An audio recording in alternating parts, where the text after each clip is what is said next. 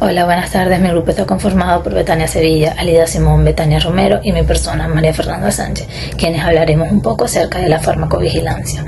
En la actualidad, la farmacovigilancia continúa siendo un desafío, si se consideran los diversos factores que inciden en la falta del desarrollo adecuado de los sistemas de la farmacovigilancia y el uso no relacional de los medicamentos, como por ejemplo, en una publicidad agresiva dirigida al consumidor, el uso de medicamentos caducados y falsificados, la automedicación o una prescripción que en muchos casos no se apega al uso relacionado con el medicamento.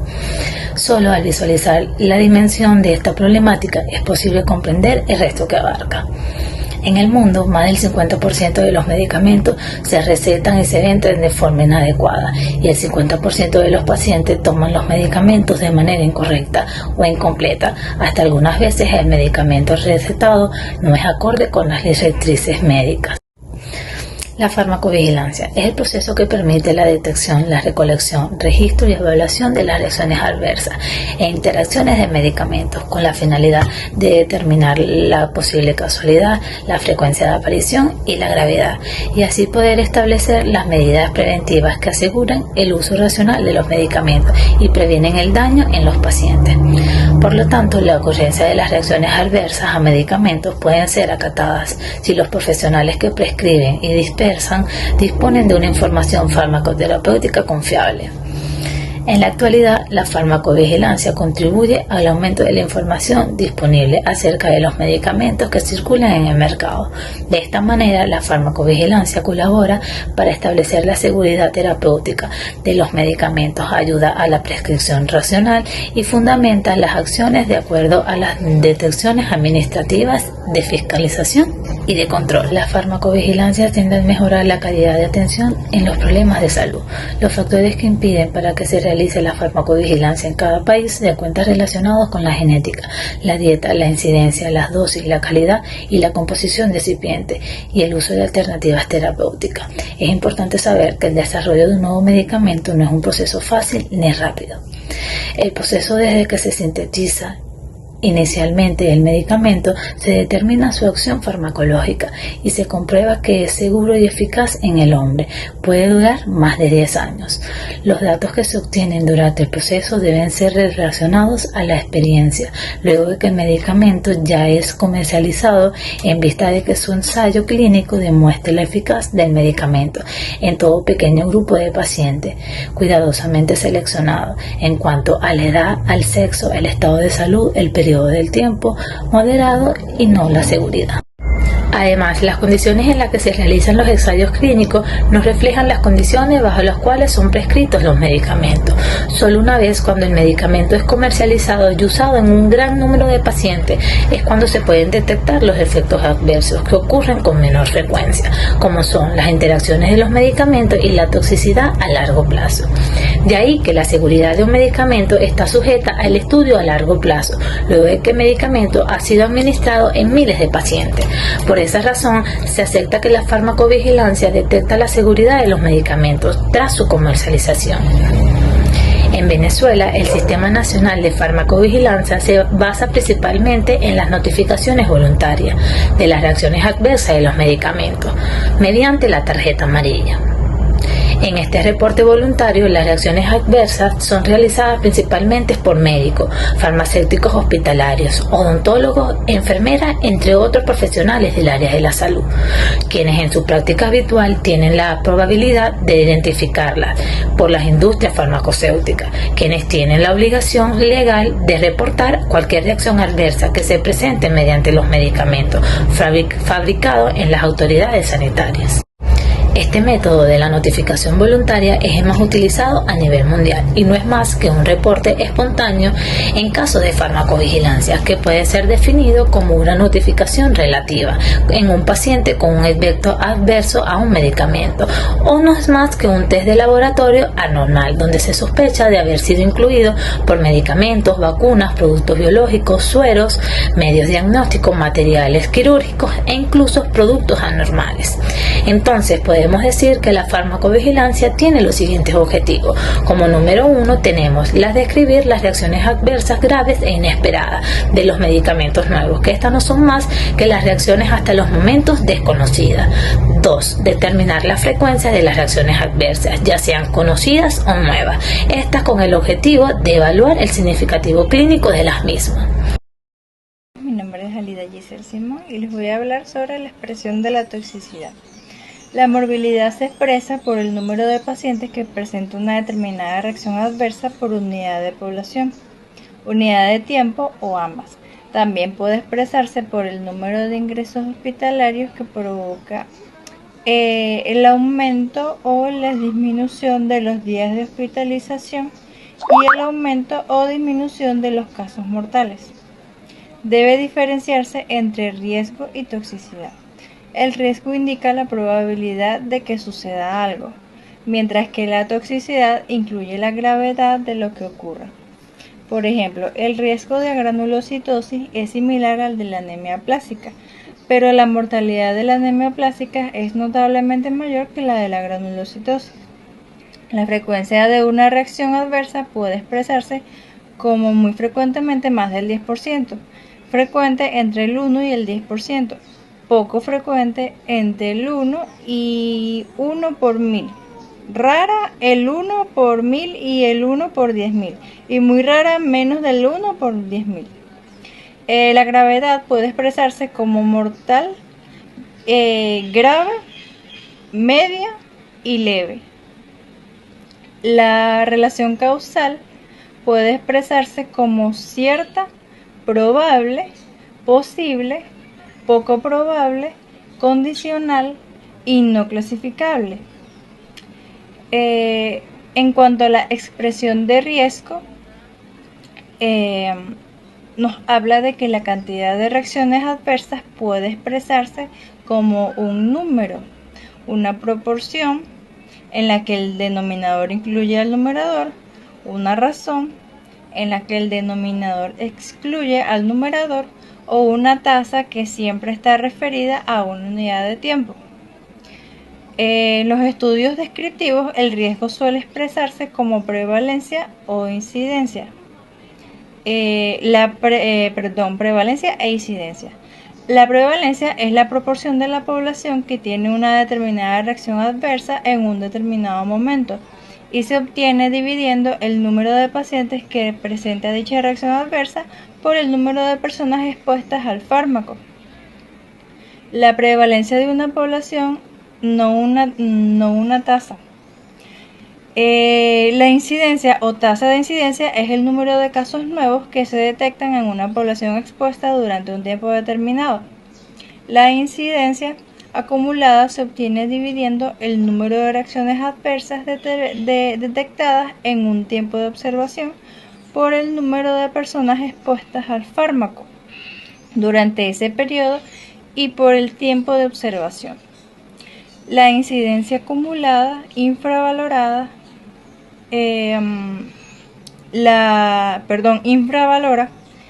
la incidencia real, ya que no todos los pacientes han estado expuestos al fármaco durante todo el tiempo de observación.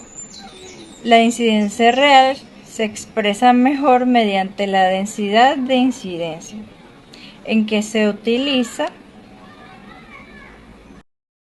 tiempo de exposición al fármaco de cada paciente durante el periodo de observación.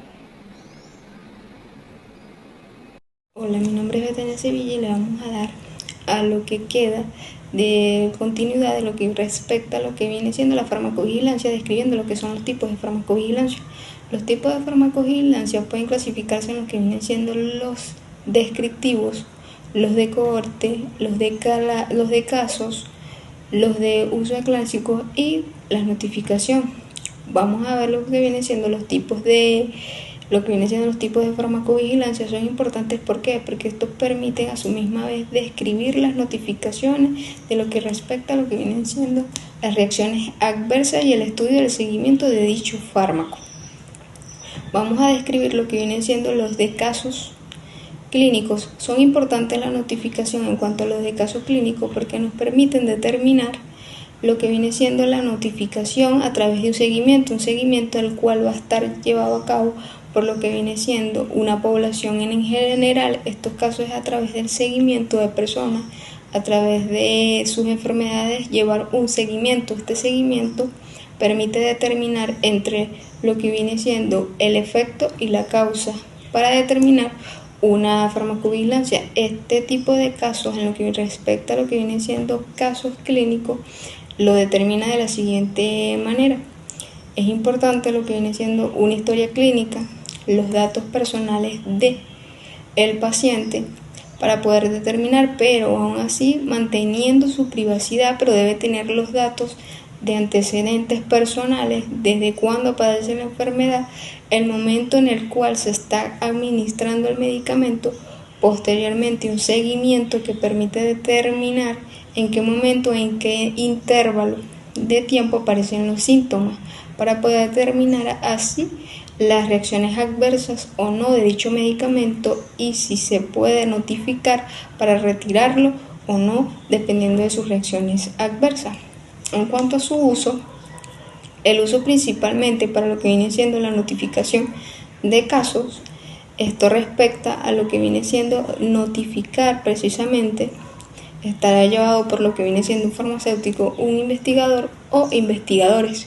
¿Con qué propósito? Este propósito es dar respuestas a través de una farmacovigilancia de las reacciones que se están teniendo en cuanto a lo que viene siendo un centro o de varios centros de notificaciones. Esto no va a dar un número estadístico de cuáles son las reacciones adversas, pero a su misma vez podrá dar las notificaciones de las reacciones que se están viendo en cuanto a la administración de un medicamento en dichos pacientes y de ver las patologías y de la manera que está reaccionando, es decir, el momento que se suministra, cuando aparecen los síntomas, si los síntomas desaparecen cuando se suspende el medicamento y si vuelven a aparecer con la introducción nuevamente del medicamento. Este estudio debe tener por sí un seguimiento, el cual es importante para la notificación. La notificación se lleva a cabo porque hay un programa de notificación de la OMS, la cual permite la notificación y es necesaria la notificación de las reacciones que está causando y de la vigilancia de dicho medicamento. Este estudio va a través de un número, el cual debe ser un gran número poblacional para poder determinar así las reacciones adversas en cuanto a una estadística determinada. Esta población debe ser grande y llevar estudios y debe tener una diversidad para poder saber así la introducción o la eliminación de dicho fármaco.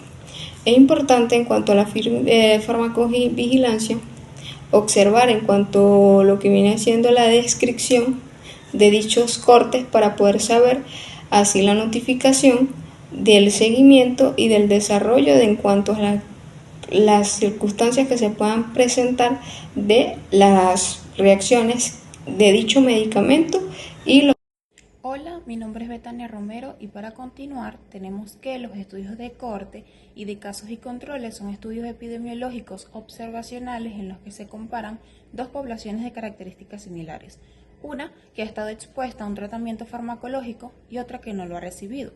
No son útiles para detectar reacciones adversas nuevas, pero son los métodos epidemiológicos más adecuados para verificar una hipótesis. Los estudios de cohorte pueden ser prospectivos o retrospectivos.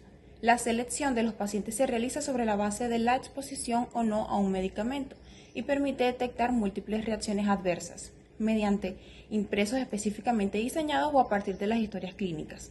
Se realiza un seguimiento de ambas poblaciones para comparar la tasa de incidencia de las reacciones adversas que interese valorar, por ejemplo, la relación entre anticonceptivo y cáncer de mama o entre analgésicos y nefrotoxicidad. En los estudios de casos y controles, la selección de la población se realiza en función de que tengan o no una determinada patología que se considere una reacción adversa relacionada con uno o varios medicamentos. A partir de las historias clínicas y de entrevistas con los pacientes se recogen los datos sobre la exposición previa a uno o varios medicamentos y se comparan los riesgos relativos de que el uso de un medicamento provoca dicha patología. Es especialmente útil para el estudio de reacciones adversas graves que sean poco frecuentes, por ejemplo, fármacos que pueden producir agranulocitosis. pero también ha contribuido a demostrar la relación causal de otras reacciones más frecuentes como el aumento del riesgo de hemorragia. Así pues, en los estudios de corte se parte de la exposición a un medicamento y se analizan las reacciones adversas, mientras que en los casos y controles se parte de la reacción adversa y se analiza la exposición a fármacos. Con respecto a otros estudios, tenemos la monitorización intensiva de pacientes hospitalizados, los estudios de farmacovigilancia, postcomercialización y el monitoreo de acontecimientos ligados a la prescripción.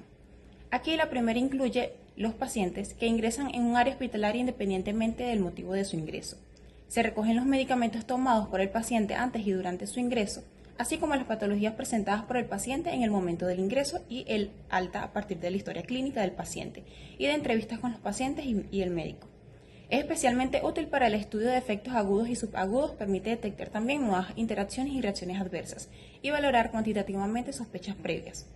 En el segundo, estudian de forma sistemática la aparición de reacciones adversas en 5.000 a 10.000 pacientes tratados con un nuevo medicamento. Estos pueden ser transversales y longitudinales. Y el tercero consiste en identificar a los primeros 5.000 a 10.000 pacientes tratados con un nuevo medicamento a partir de los datos de dispensación y pedir a los médicos prescriptores que notifiquen todos los acontecimientos anómalos que ha tenido el paciente, independientemente de que se sospeche o no que se trata de una reacción adversa. Una de sus características más importantes es que proporciona datos sobre el riesgo de efectos teratógenos y sobre el riesgo de reacciones adversas en poblaciones especiales como ancianos y niños que habitualmente no se incluyen en los ensayos clínicos. Con respecto a los ensayos clínicos, son los únicos estudios que, al controlar todos los factores de confusión, permiten comparar dos poblaciones que solo se diferencian en la exposición al medicamento. Por lo tanto, son los únicos que pueden demostrar estadísticamente una relación de causalidad.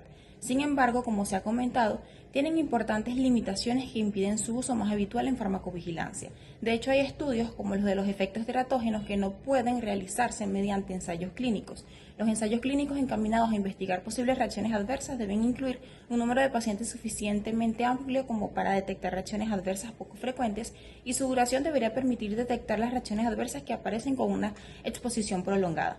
En cuanto a la selección de los pacientes, debería realizarse en las poblaciones de riesgo como ancianos, niños o pacientes con otras patologías o que toman determinados medicamentos que aumentan el riesgo. Por último, tenemos al metaanálisis, el cual permite combinar los resultados de múltiples estudios, tanto ensayos clínicos como estudios de corte o estudios de casos y controles, cuyo tamaño individual no permite extraer conclusiones válidas, con el fin de llegar a una única conclusión sobre la eficacia y toxicidad de un determinado medicamento. Por ejemplo, la eficacia y toxicidad de los aminoglucósidos con una toma al día frente a las 3 tomas al día. En estos metaanálisis deben valorarse los estudios que han incluido y excluido, la calidad de dichos estudios, la forma de expresar los resultados y la homogeneidad de la población estudiada. Uno de sus problemas es el sesgo de que solo se publican los ensayos como resultados positivos. El metaanálisis es cada vez más utilizado y aceptado para valorar de forma conjunta los resultados de diversos ensayos clínicos, pero todavía no está bien establecida su utilización con estudios epidemiológicos. Eso es todo, muchas gracias y feliz día.